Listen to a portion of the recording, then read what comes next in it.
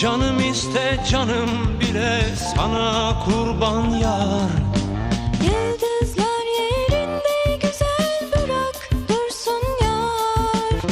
Saçlarımı ellerinle okşa yeter yar.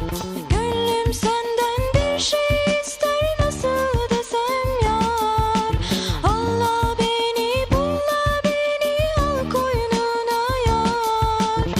Rüzgar olup ince beline sarılayım yar.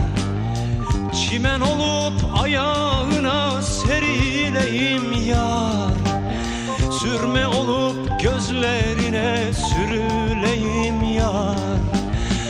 Canım iste canım bile sana kurban yar. Allah beni bulla beni al koynuna yar.